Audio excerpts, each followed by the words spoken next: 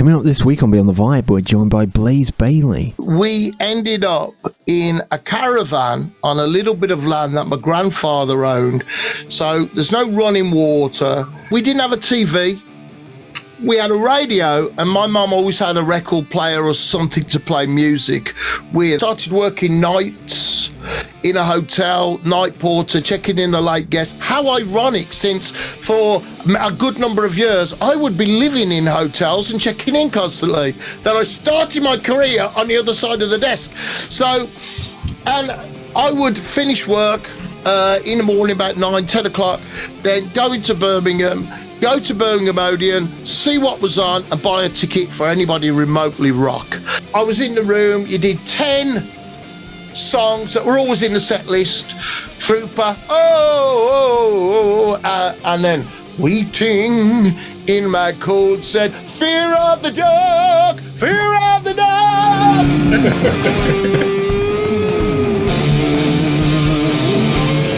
Hello and welcome to Beyond the Vibe, the show that cuts deep into the world of music. My name is Aaron Dane, UK band These Wicked Rivers, and I'm here, music videographer and photographer. It's Mr. Ryan Bassett. It is. As you can see, we still haven't eaten the cake yet from last week. It started going blue at the black. It's started going blue at the back. It has.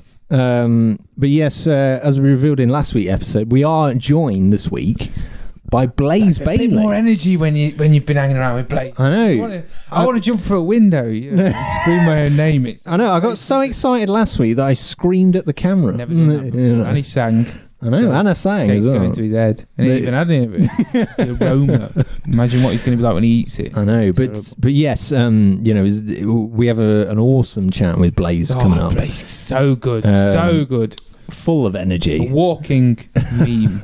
Yes. It's like he's playing Blaze Bayley in a film, At points, yes. And, we also get into some, real cool, genuine chat. It was nice to know about his upbringing and exactly kind of where he came from. And it's a real rags to riches story, in terms of the fact his progression towards obviously eventually fronting one of the biggest metal bands of all time. Yes, the journey he's been on is crazy. Journey's the best word for it. It's amazing. And to hear all of that in this incredible interview that you're about to hear.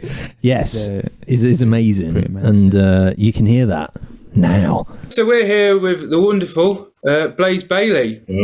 How are you doing, Blaze?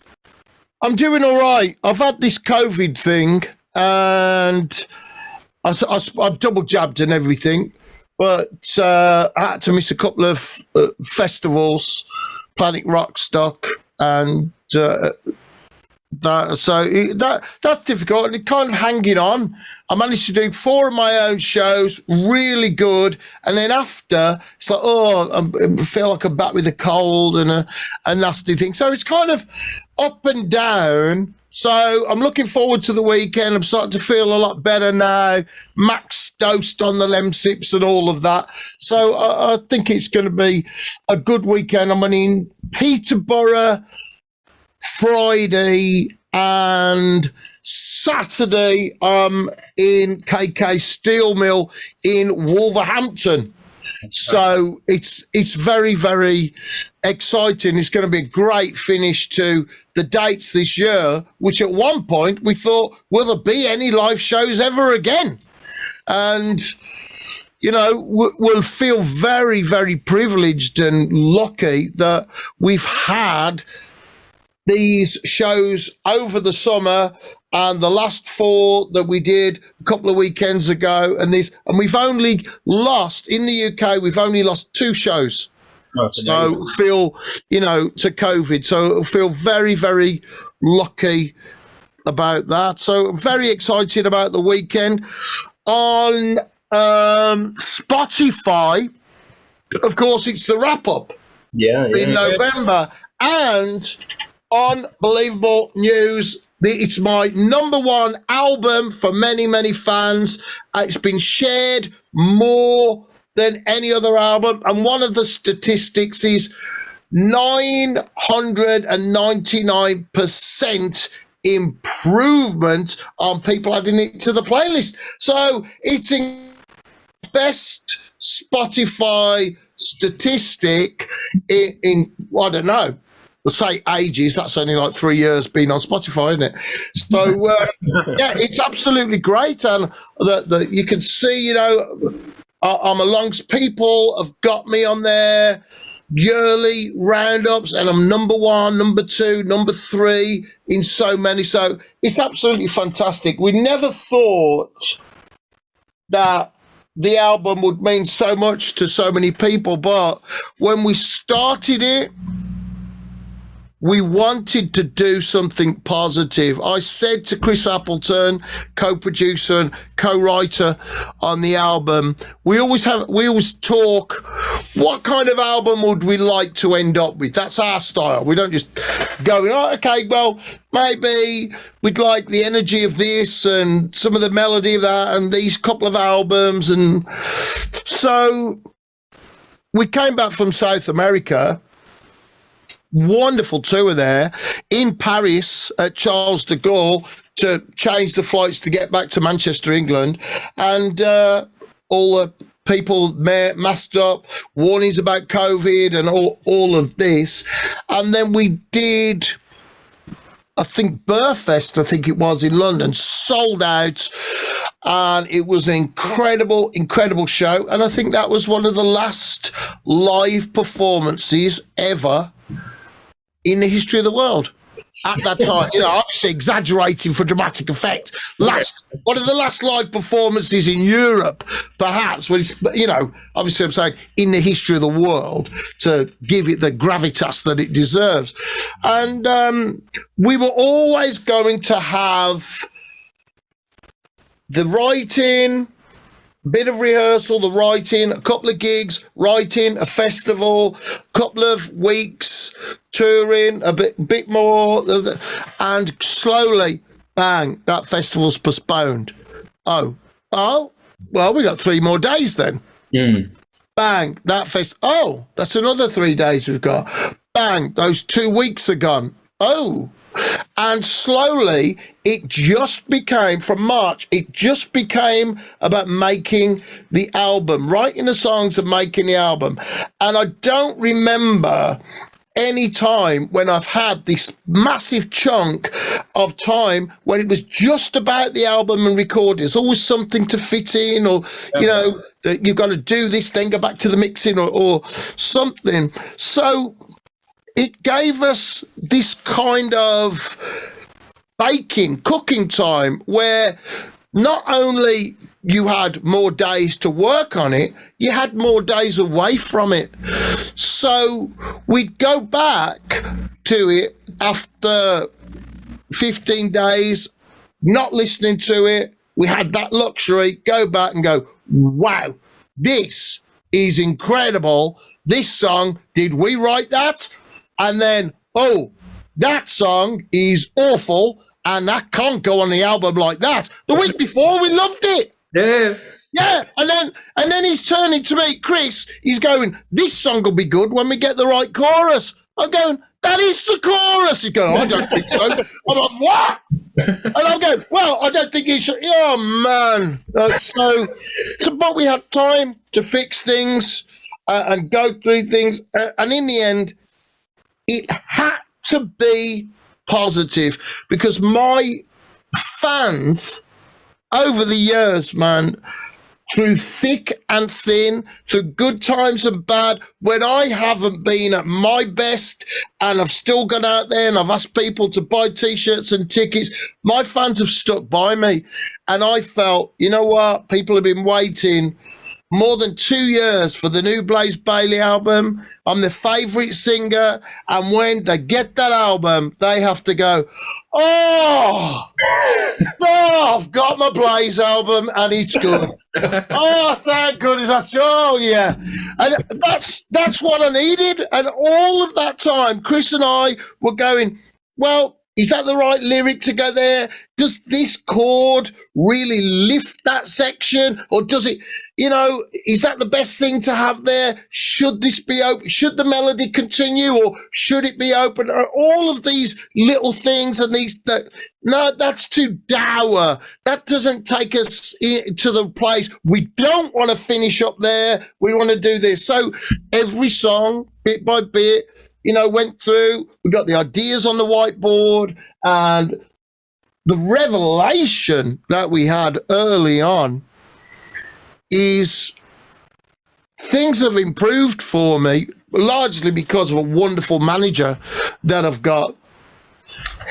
Is my manager came to me and said, this time you can have the vinyl on the same day as the CD on your release date. I was like, what? Yeah, and it doesn't have to be limited. That's it. You can have the vinyl available. And I looked at Chris. I guess we're making a record. And he was like, right, that's it. Side one, side two, 44 minutes or less. Let's go. Classic album. You're talking, all the classic albums going way back in time, all on vinyl when we first got them. It was like, whoa, yeah.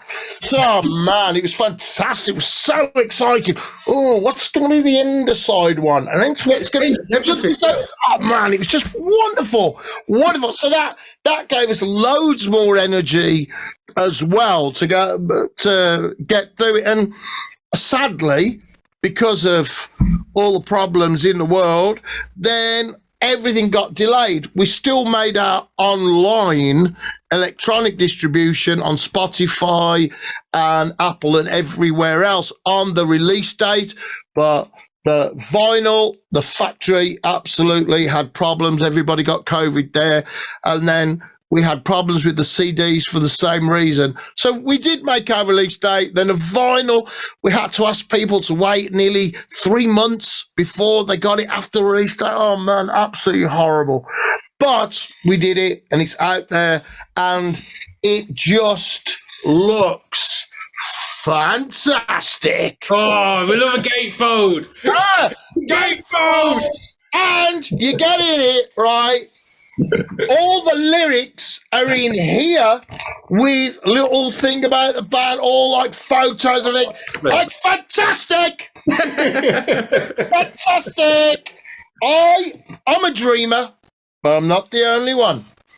And dreamed of having an album like that. Oh man, it's just fantastic. But it's amazing result, but it's not just for me. My team is incredible. The people around me, my wonderful manager, Chris Appleton, who we work very closely with, from Absolve, he's wonderful musician, guitarist, and he's a great producer in his own right as well.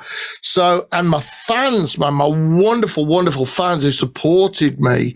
So we've managed to do it, and people who wouldn't even return our emails before have got in touch and said, oh, we'd like to have an interview. I don't know if that was you two, but it's just, but that's what's happening. It's incredible. And we've got reviews, 8 out of 10, 9 out of 10, One Magazine, 10 out of 10, and all of this. So it's absolutely incredible. The reaction to the War Within Me album has just been wonderful everywhere.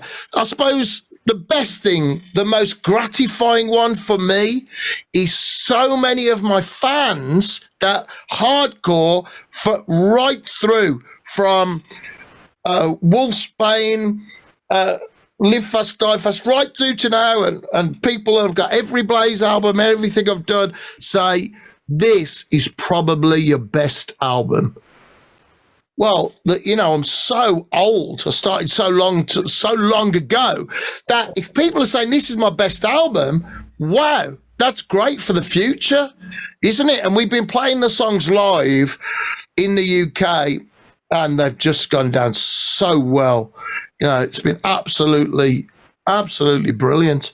We've had wonderful, wonderful reactions. That's killer, man. I think we spoke a lot about lockdown and how it was a chance to be able to spend time with things that you normally wouldn't, and to be able to prioritise that. And particularly then, like you say, for all the people that have not had live music, have not been able to come to a Blaze show, and then to get that fucking absolute ball stomping album as well. And it's like to come back out into live music. Me and Rai were saying off air before the show, it's you have kind of reinvigorated your career, because we're quite involved in the new wave of classic rock scene, and you're head and shoulders, within all of that as well, and the album and everything else seems to be a big part of that. Now, one of the things we tend to do on the show, Blaze, is as well as obviously it comes at a perfect time, because obviously you're celebrating where you are now, and then fans that have been with you throughout that entire journey. I mean, can you remember in the early days, kind of what first drew you to music? Can you remember the first time you heard music and how it made you feel?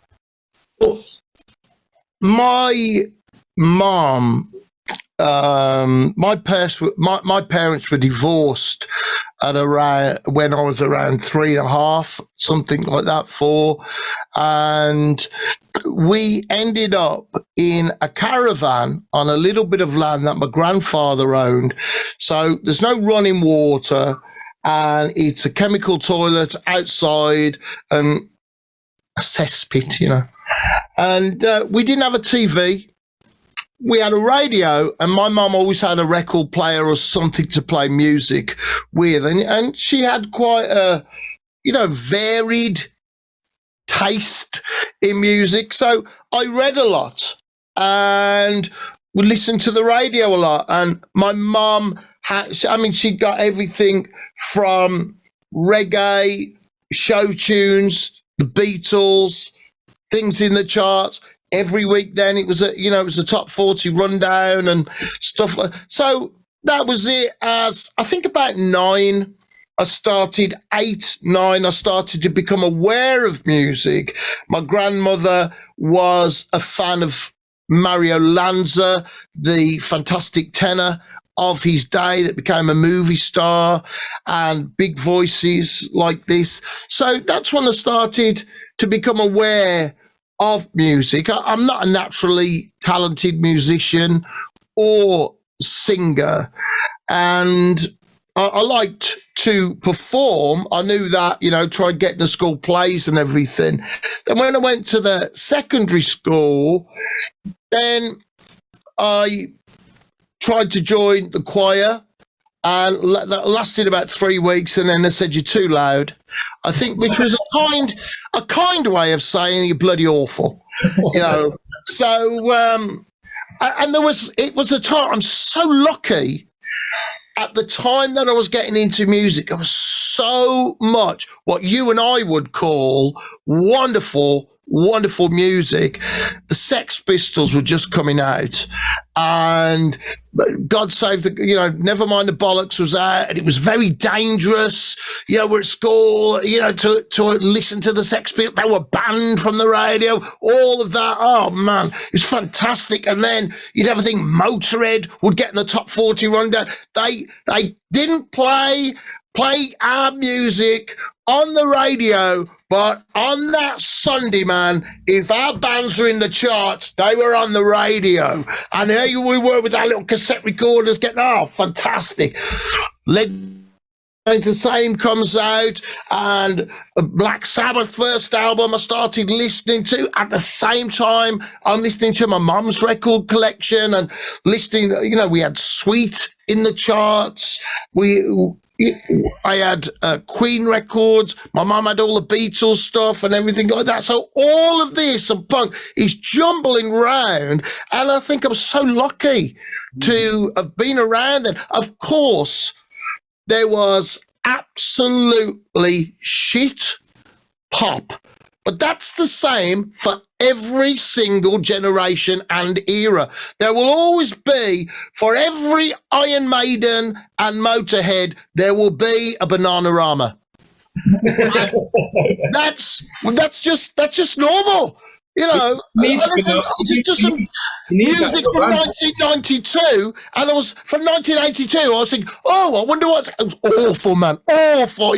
Not one bit of rock on it. Oh no, 1982's bloody cesspool of horrible, pathetic repetition. They called it pop music. You know, that's it. So we were so lucky. You know, Iron Maiden and all of the rest. And when I went to work then at 18, I started working nights in a hotel, night porter, checking in the late guests. How ironic, since for a good number of years, I would be living in hotels and checking in constantly, that I started my career on the other side of the desk. So, and I would finish work in the morning about 9, 10 o'clock, then go into Birmingham, go to Birmingham Odeon, see what was on, and buy a ticket for anybody remotely rock. And when I was at work, C90s, you'd have 2 albums, of course, 45 minutes each side, listen to them all night, get into the albums, and then another thing. And I saw Iron Maiden 4 times at Birmingham Odeon. It's about 12 to 1,500 seats, a theatre, tiny, tiny room, really, for them. But all bands that we like were in theatres then. There was no big stadium rocks, there was only the odd festival. Ozzy Osbourne played Birmingham Odeon. Maiden done 3 nights there. Metallica and Anthrax played there on that tour. Bon Jovi played there twice. I mean, you wouldn't see Bon Jovi near a pub, let alone a theatre. You know, it's in stadiums. Oh, man, it was an incredible, incredible time to see all those artists, Manowar, all these incredible people. And I saw Ronnie James Dio on the Holy Diver tour, and he did Children of the Sea. I never heard the song before. Misty mornings on the edge of time, reaching for the stars, we blind the sky. Girl, oh, they say that it's over. I was like, blown away, man. Oh, shit, something's blown away there. I'm absolutely blown away by it. And I have to go to work after, and there I am, hoovering around my hotel, cleaning up, mopping up sick and God knows what. And I'm like, well, if I could do anything, what would I do? Am I going to be here, cleaning up, sick, hoovering, checking in drunks, or what would I do if I could do anything I wanted? And the answer was quite simple. Well, if I could do anything I wanted to do, I'd be exactly like Ronnie James Dio. I was a rock singer working as a night porter to get by until I could get my band together and go on tour. I love that idea, bro. You couldn't think of a reason. So fuck it. If you go, that's it, man. And obviously in 1984, I think it was, that was when Wolfsbane. Yeah, that's when we really got it together. I think it was the end of 83. I saw an advert with this fantastic music page in the Tamworth Herald where the guy loved football and music. And it was one of those things, you had to do both. Your job, if you did the sports page, you had to do the music page. We were very, very lucky that Sam Holliday, the journalist name was, loved it, and he went out and he saw bands on the local scene and everything like this, and you would have a review of a big band, Stranglers or The Clash or something like this, and then you would get a local band that played to 5 people. And I saw there, heavy metal singer required, no experience necessary. That's me. And Jace, and they were at school together, and they started the band, they held auditions, and I think I was the only one that actually went for the audition, because they kept me hanging on for a week, and they said, oh, you've got it, and I think that's because I was the only one available. I thought I sounded like Ronnie James Dio when I went there, and no mic or nothing. I didn't know what I was going to do. But I still got it. I still got it. I'm not a naturally talented singer, and I just started learning to sing after that. Went to different vocal coaches and things and practiced on piano at work and stuff like that. And we were awful, man. And we were in the back of Jeff's garage. Absolutely. You know, with these amps, 6-watt amps that you could get from Woolworths, if you remember Woolworths, right? And you put it on the sideboard to try and make it sound louder.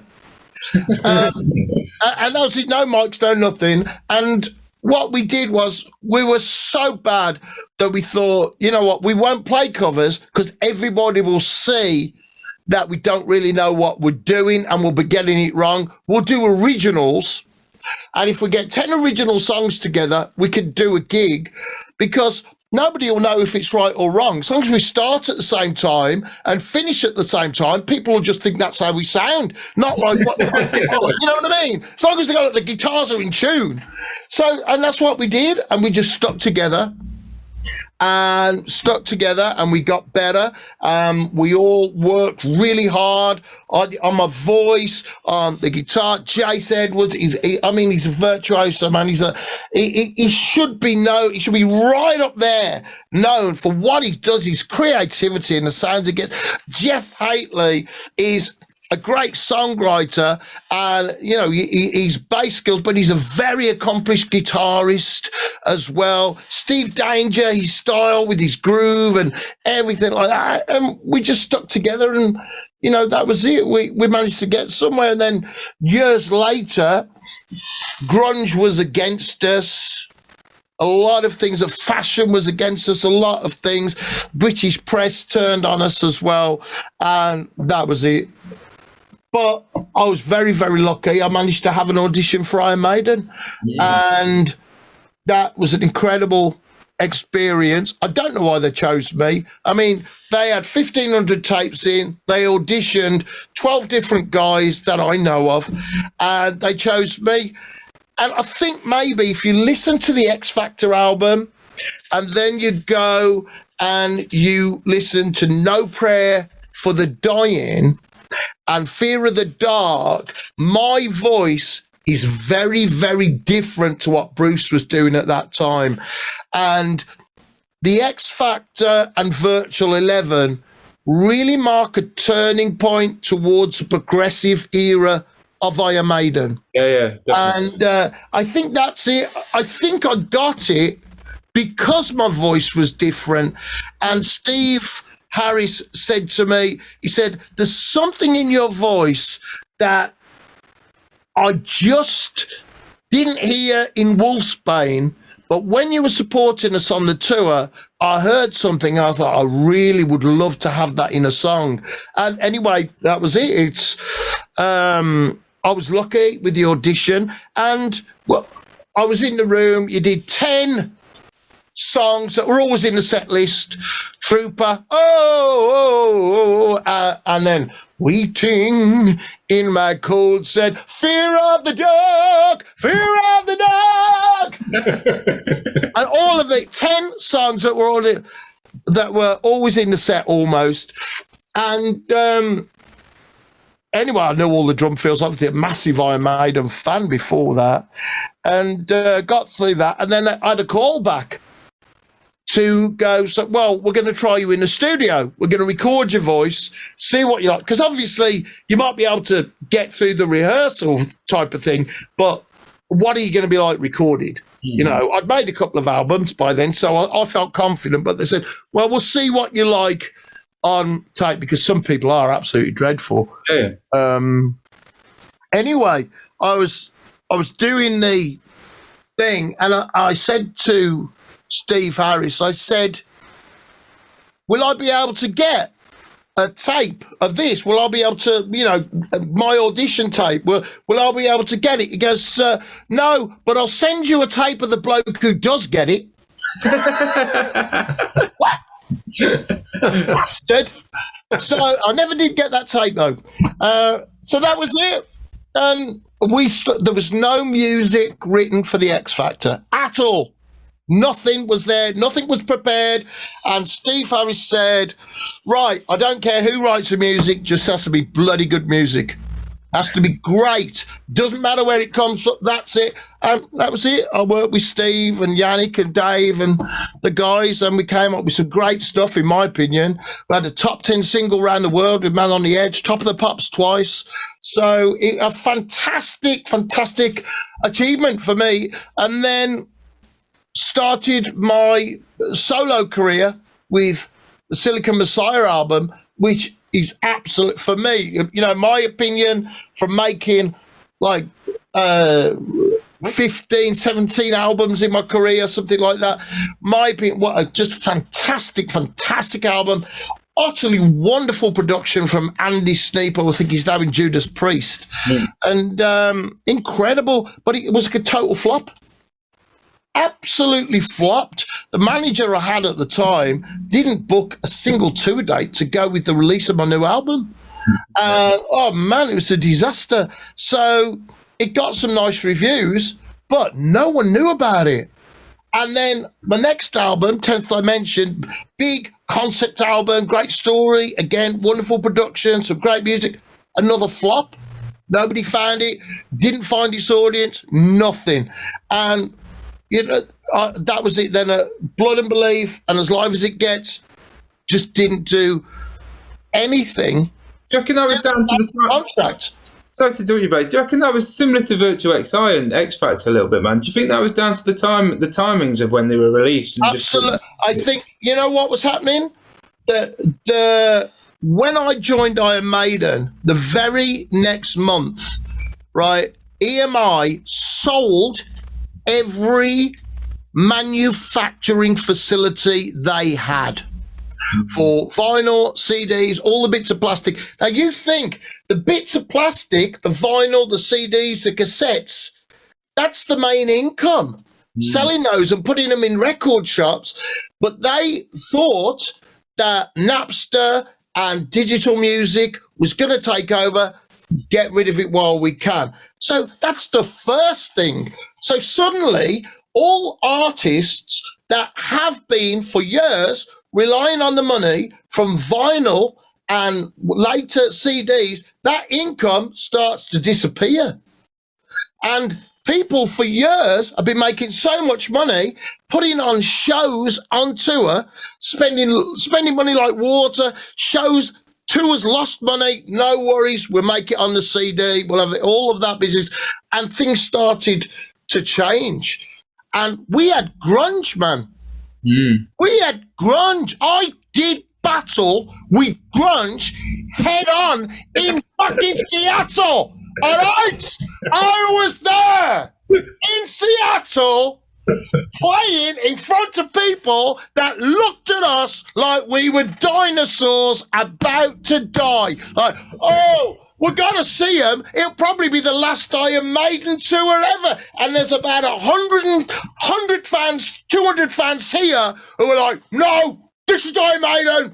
This will not die. Heavy metal will not die. And the rest of them just staring like, oh, man, oh, we'll come and hear the classics and these band will be dead. That's it. It's the last you'll ever hear of them. Oh, we're going to have Nirvana, Soundgarden. They're going to take over the world. Pearl Jam. It's all going to be fantastic. Alice in Chains will keep us going forever. No. Look where we are now. Where are those guys? Where are they? Oh, so... Well, we did it, man. Everything was grunge. In the British press, they said, Iron Maiden is dead. And I was singing to 10,000 people a night on the second time around Spain. We had sold-out gigs in Greece, all over Europe, Germany. It was just 70,000 people in Brazil, in Sao Paulo, in the Monsters. We had 3 shows like that there. And what? Iron Maiden are dead and dying. People were, it was just unreal. I mean, when you look back on that time, when you look back on that time, is there any kind of moment that sticks out for you? Like a real highlight, or like, you know, with now having distance from that, you're able to look back on and go, actually, that. I think it's a bit guilty, really. It's a little bit naughty, but just in odd places. You know, Steve is a nutcase. He loves, as you can probably tell, he loves to play live. He just absolutely loves to play live. And what would happen is if he hadn't been somewhere, somebody would get in touch, or he'd have a mate there, and they would go, "Oh, do you fancy doing a gig here?" And we'd get this, and he'd go, "Oh, we've got a gap in the schedule. Let's see. Never played in Malta before. Let's go to Malta and do a gig." And it's like tiny club. Well, I take tiny. It's a big nightclub, but of course for Maiden it's tiny, and you can't get the backdrops up, and you can't get the standing Eddie up, and everything like that. But you're this close to fans. Because there's no barrier or nothing like that. And you're this close, and it's just amazing. And it's like, for me, I'm like, this must have been what it was like in the early days before these big arena gigs and things like that. And of course I was like, oh yeah, I loved it, man. I loved those little ones. Of course I did my best all of the time.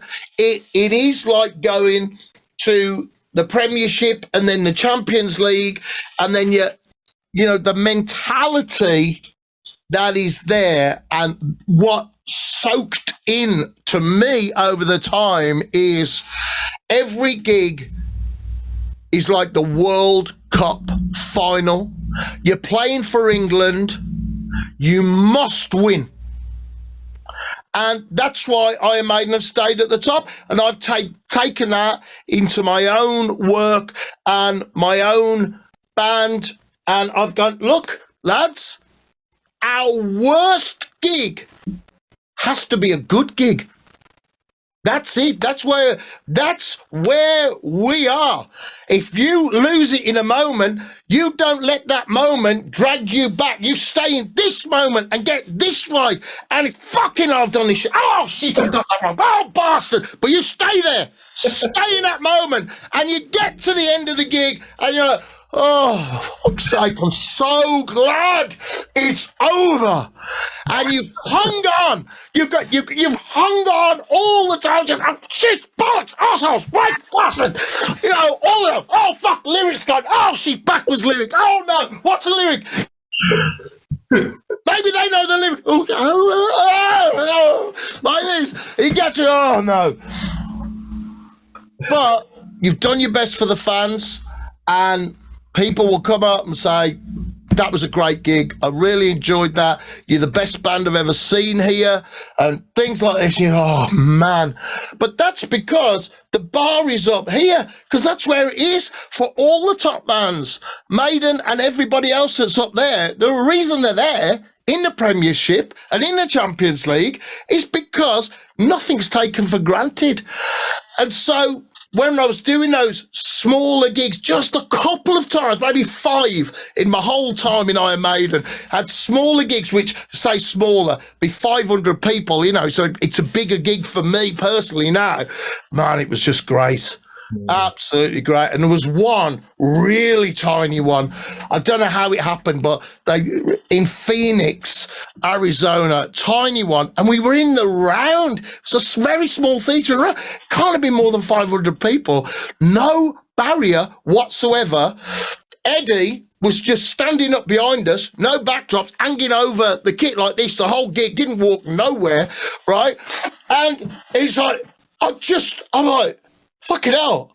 Okay, you could touch people like this. I'm like, oh, and I just dived in the crowd, man, for the trooper. And it got all surrounded by fans. Like, oh man, it's fantastic. And it's just one of my favourite. And I wrote a song about it as well, and it's called, the song, if I could say it, it's a bit swearing, called "Motherfuckers Are Us."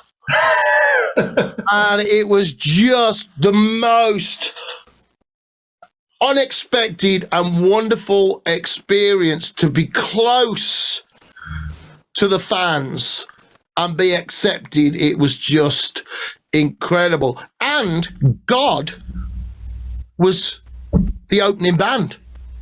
Ronnie, James, Dio, God of heavy metal singing, was the opening band. So on that US tour. So I was having to go on after God every night. And try just, I'm like, well, hang on. God's there singing, Holy Diver, you've been out too long in the midnight sea. Oh, what's becoming of thee? Look out, look out. And I'm going, I've got to go on after that. Anyway, I did, but I did, and I did my best. But that was one where, you know, I'd be out the front almost every night watching Ronnie James Dio, then quickly go around the back and get my stage gear on, because it was just incredible, wonderful man, wonderful performer and singer, sadly missed, obviously, but he had a great influence on me in many different ways. But yeah, I look back, and those little gigs, they're the standout moments, because the big gigs, it's an arena. Every arena is more or less the same shape. The big festivals, it's you're inside a football stadium or some other thing. It's pretty much the same shape. But the little ones, you think, oh man. So I mean, it was great to do everything. And what I enjoy now is I play big festivals. I had a wonderful thing at Sweden Rock. I played Bloodstock, and lots of different festivals around Europe. I've done Wacken open air 3 times, you know. So I get to play these big festivals, but I also get to play intimate gigs where the songs that I write can directly affect people. They can feel it and they can see it. And if you want to get closer, you can get closer. If you want to stand back, you can stand back. But you're still closer than you would be if you were behind the barrier at a big modern festival. Obviously, Blaze, I mean, you've got such an extensive catalogue of material at this point. What goes into the shows now? Putting a set list together, and do you have any personal favourites that you look forward to? You know, it's always difficult when you've got a catalogue, because you want to try and get one from each album and 5 or 6 from the new album, as well as your favourites that people always want to hear. So with my Maiden songs, normally I have in my own Blaze Bayley headline set, I'll have Future Real, Man on the Edge, and Virus as in my own. I also do an anniversary set, which I do all my Maiden stuff in some places, but in my own set, which is most of my work, I'll have those, and then I'll go through my career and try to get something from each album. It doesn't always work, you know. I think we haven't. I think this time we have more or less got stuff, but you want to play the new stuff as well. Otherwise, you're going to be standing still. And I think if you look at what Maiden have done, and Saxon, and a lot of other bands, and Udo, what they've done, you've got to keep playing your new stuff. Yeah. So otherwise, that will never become classic and known. So in this set list, I think we've got 5 new songs. They're going down really, really well. So we're very lucky with that. But it's difficult. I'm very, very lucky in that my catalogue, starting in my solo career from Silicon Messiah, I own all that now. I licensed it. I got all the rights to that. I am fully independent. I own the record company. Yeah, it's only me on it. It's small, but that doesn't sound impressive. I own the record company. Yeah, that sounds more impressive. And I own my catalogue.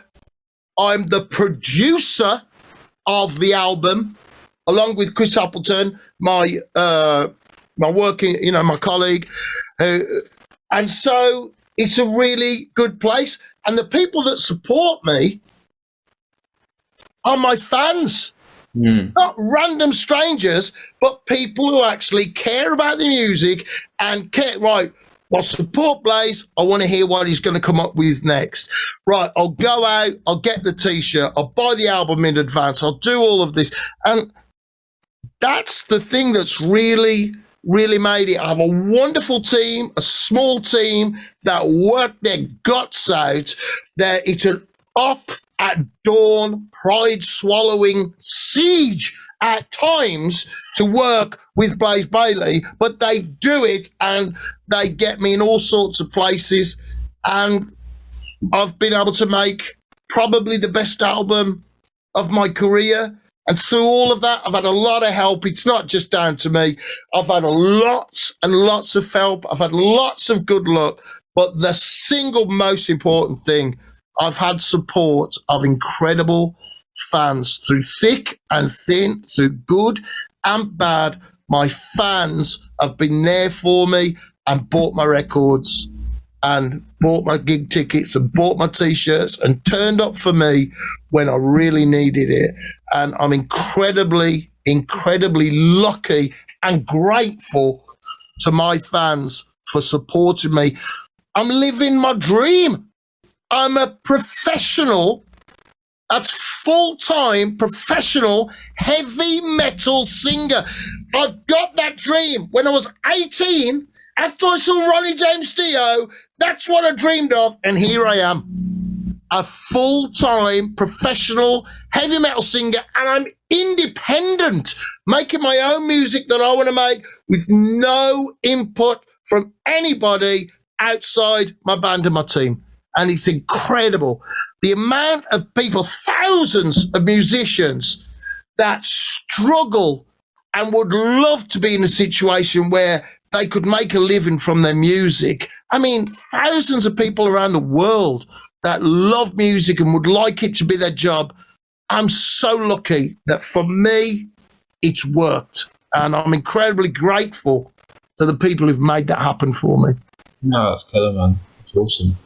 I mean, we ask a question a lot to up-and-coming bands about sort of where they want to be in 10 years' time. And to be honest, most of them don't say Monsters of Rock or stadiums. A lot of them say that they just want to do it for a living. It's all they want, you know, just to be able to come out of the normal cycle of life and be able to do what they love. Yeah, for me, it's just, I want my gigs to be full. That's it.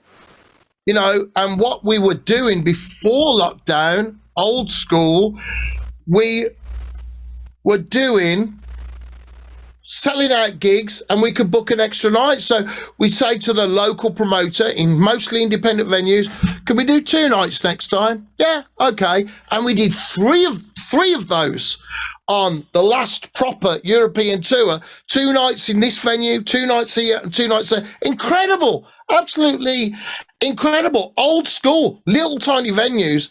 So that's, I just dream of carrying on, man, you know, and playing, being, yeah, I've had to work factory jobs. You know, I've been broke after Maiden when I've made records, spent all my money on supporting a band and this, that and the other. I just had to go to work in a shop. I had to work in a factory, a warehouse, you know, just occasionally I'd get somebody phone up or email, oh, would you come and do a guest appearance for us? And I'd go and do it and then back to the factory, and people at Per Temps would say, what you doing this week, Bayley? Are you singing or are you working in the factory? I said, I'm back at the factory this week. I'm available. You can book me. So that's what it was like. And I've made my way back from nothing, worse than nothing in some ways, back and better than it ever was before, you know. And so it's a dream. It is a dream. I'm so lucky that I'm living my dream. However impossible people have said it is along the way. People have just said, oh, you're never going to make it. But they just said that to my face. You're never going to make it. I'm like, who are you? You're not even trying to make it anywhere, and I'm trying to make it, and you're saying I'm never going to make it. You're not trying to do anything in your life. So how can you judge me on trying to make it? You fucking wanker. And that's happened a couple of times, you know. And I think when you got people supporting you, I was lucky that mum and dad, you know, never said don't do it. They just said, well, if you're going to do it well.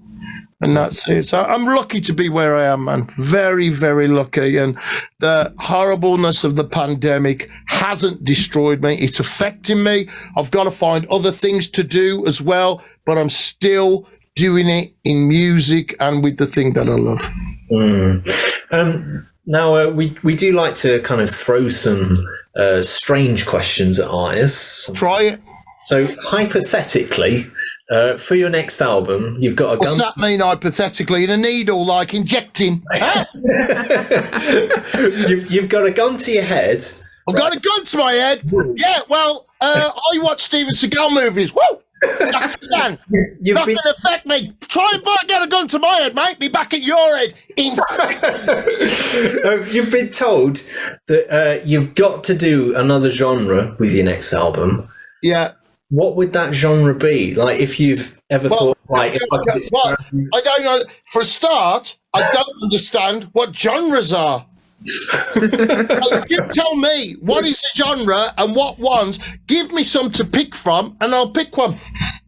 All right. So imagine you haven't got a gun to your head, because we know that Steven Seagal straight out of that. My moves and Jackie Chan films I've watched, mate. All right, so you got because I think, say, rather than genre, you've got like a Blaze Bayley sound. You probably go in with your own inspiration, like you say, Sabbath, bit of Pistols, your own part, what's got you to where you are now. But somebody said to you, right, you've got to either do a folk album, an 80s cringe pop album from 1982, or I don't know, I've got to pick another one, or a reggae album. So folk, 80s cringe pop or reggae. And folk, because folk is truth. And when folk very much like heavy metal in one way. When it's done well, it's romantic, it's powerful, it's captivating, it's passionate. And when it's not, it's utter crap. And it's exactly the same with metal. We walk a very, very thin path, and it's difficult to find new ways to do things and have that style and make yourself sound different from the other heavy metal bands. And some of us, we go and we manage to do that, and others of us, we don't. And some people, they start with the idea of sounding exactly like Disturbed, or exactly like Sabaton, or exactly like Metallica, or exactly like Maiden. They start with that instead of, in my opinion, starting with a bunch of friends who want to do, just want to play and get together and see. Why don't we just see what comes out? Which is people like Queen and Genesis and those type of bands, and to a large extent Maiden too, from their era, and Priest. Let's get together and see what comes out. And Sabbath. So I think folk, for me, there's an honesty to it. It can be quite morbid. It can be dark. It can celebrate. So, and of course, I've worked with Thomas Weisson, classical guitar. My acoustic album is called December Wind. And some of my fans, it's not for them. And other people absolutely love it. So I've done different things in a way. But one thing I'd really like to do is a big duet with a big female vocal. I'm thinking Celine Dion, Taylor Swift, Lady Gaga, something like this. I would really love to do a kind of big Jim Steinman. Yeah, that was what came to the you said it. It's like, get Meatloaf out the way, right? Because I'll take over there, and Matt, I think, could do something great. I think a duet with me and Taylor Swift would blow people's minds if you had the right song and the right thing, and I think we could do something incredible. That's where I'm at, but doing something different. I am metal. If you cut me, it bleeds mercury, liquid mercury, right? So what's the name of your Christmas song then, Blaze? Crazy Christmas Crazy Christmas, awesome. I'll do a little bit for you now. Crazy, crazy, crazy, crazy Christmas. See, it's brilliant. I think it might be. I don't want to. I don't want to exaggerate because Blaze don't like exaggeration. But I think it might be the single best Christmas song by any heavy metal artist ever. I'd have to agree with that. Yeah, it's very good. To agree, Blaze. Yeah. Thanks for that. Thanks.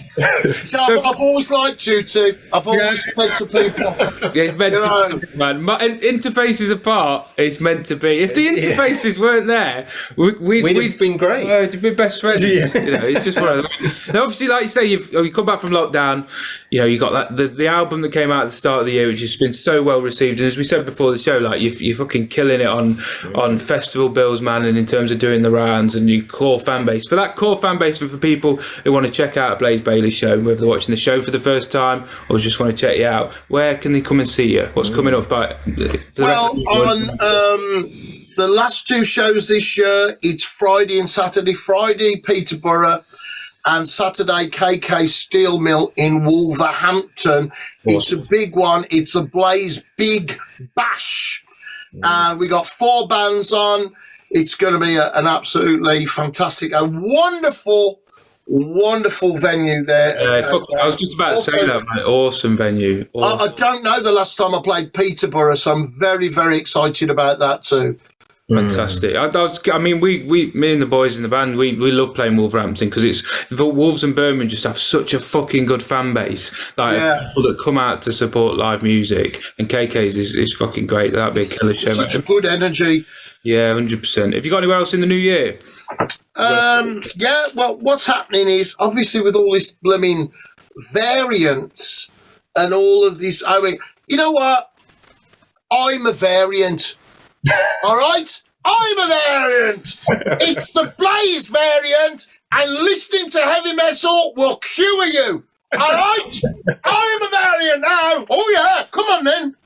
So this is what I'm trying to tell people. You just don't know because we've got all things changing all the time. You have things booked.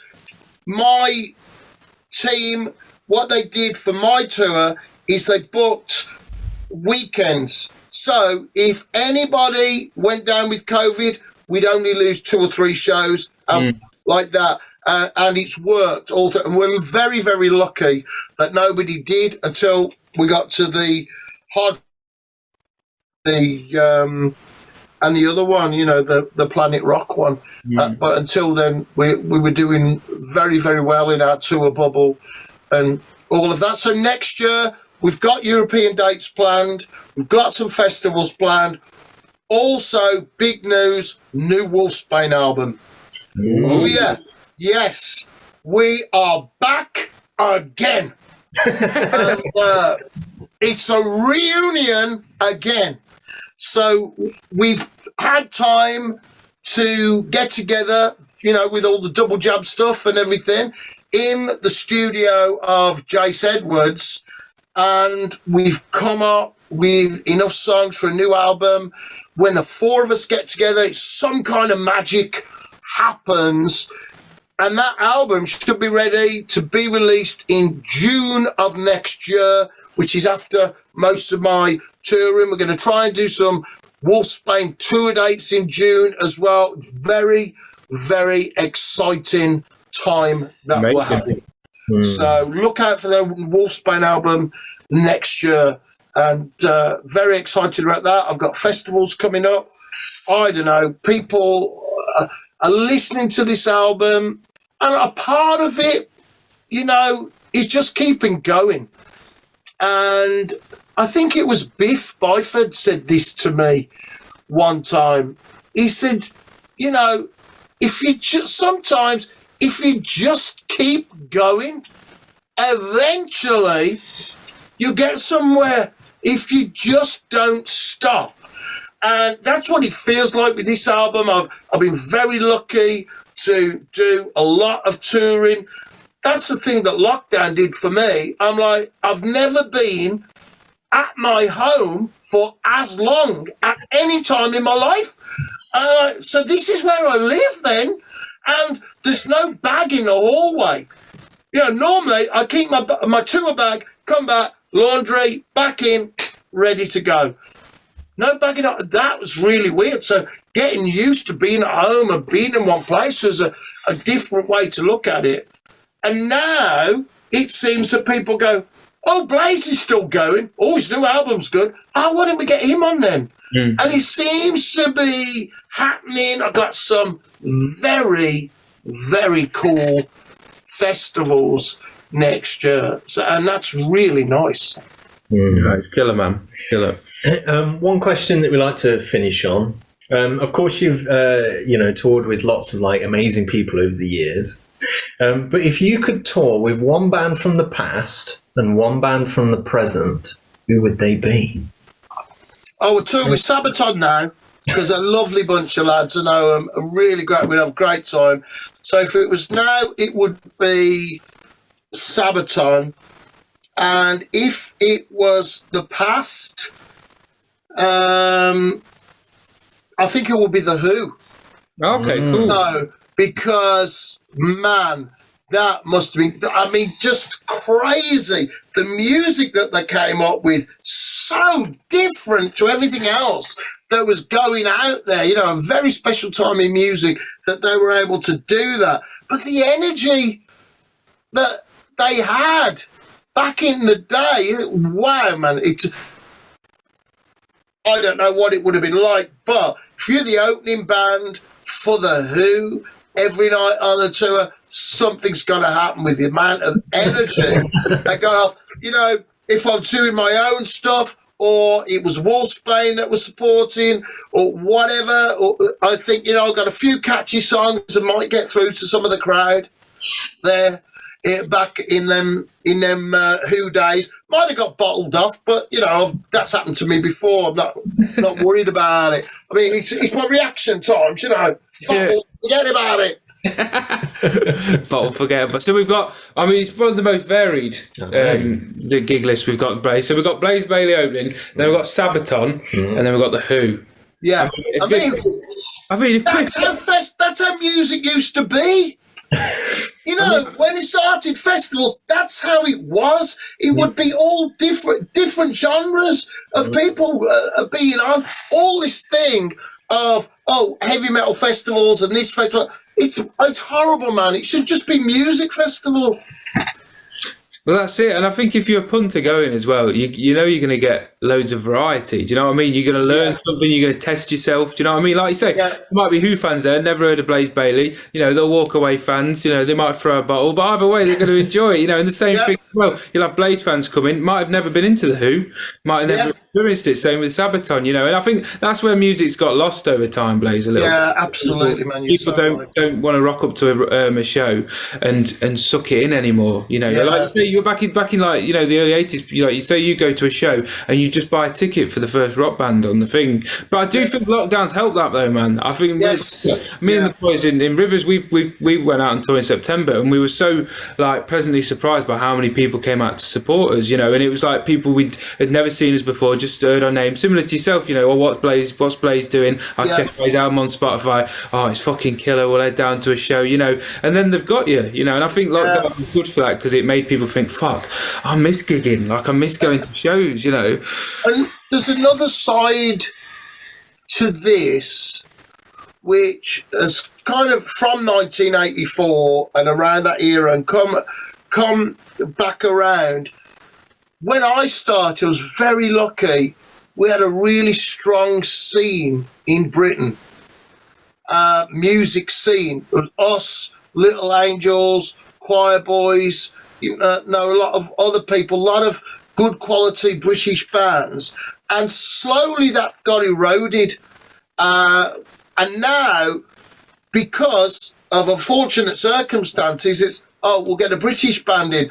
And now newer bands who are fantastic, absolutely fantastic, new British bands, maybe on a first or second album, are now getting the chances that they wouldn't perhaps have got before. And now we're seeing, great, we're blooming hell, we've got some great bands that we've never heard of that are British, and festivals are going more British, I think that's a good thing for the music scene in this country, not just metal, but for everything in this country musically, that we're seeing the talent that we have. There's some just amazing guys doing fantastic. I mean, I don't mean guys, obviously, as a thing, but guys as a completely.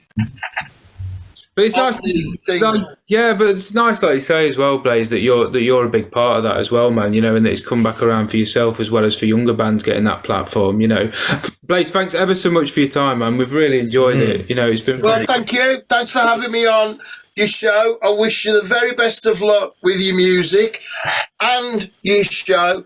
If you want a private little chat about defence against guns against your head.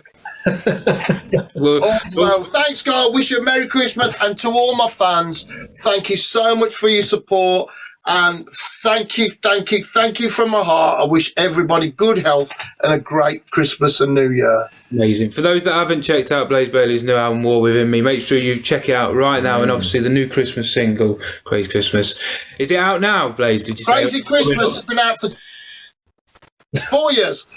Yeah, and it still hasn't got to its rightful place in a chart. This is the year. This is the year. This had better be the year. We'll take it. We'll do it together. If it's not, I blame you. Right, Beyond the Vibe listeners, if you're listening to this or watching this, there's quite a lot of responsibility on me and Ryan's shoulders right now. So if you could please make this the year for Crazy Christmas, we'll all work hard to do it. Blaze, thank you ever so much, brother, and we'll hopefully see you at a show soon. Thank you, guys. All the best to you. And thanks for having me on your show. Thank you so much.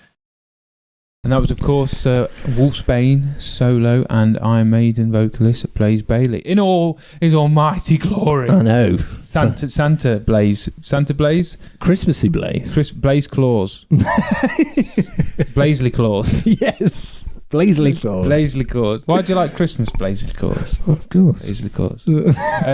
Obviously really enjoyed chatting to Blaze. His personality explodes like a bomb of joy, you know, passion and love. Yeah. I love how positive he feels about where he's at the minute. And it's deserved, you know, like we're saying with the lockdown, as much as it's been so challenging for so many people, it's amazing how for a lot of people it's been a positive, you know, and Blaze seems to have been one of them people who spent time on the album. And how people are really supporting him, you know? I mean, he took the bull by the horns, didn't he? I mean, when he opened there, everybody's presenting these Spotify things, and you know he's up there. It's like right up there. I love Blaze, man. I mean, this latest album that he's got, he's been killing it. I mean, I've seen him in classic rock. I've seen him everywhere. He's on festivals. Exactly. He's all over the place at the minute, you know, and COVID permitting, he's been able to do all of them as well, which he's incredibly thankful for. And it does feel like he's found the place where he deserves to be at this point in his career, you know. And like he said, inspiration from Biff, from Saxon. Sometimes you just got to keep going, and eventually you'll get rewarded. I'm so pleased that he has, because he seems like such a passionate, warm, awesome guy, and it was a bit of an honour to chat to him, man. Yeah, it was. Maiden fan. I mean, for me, it was a big moment, because it was like, this is a man that's fronted Iron Maiden. I mean, for people that don't know, I'm a massive Iron Maiden fan.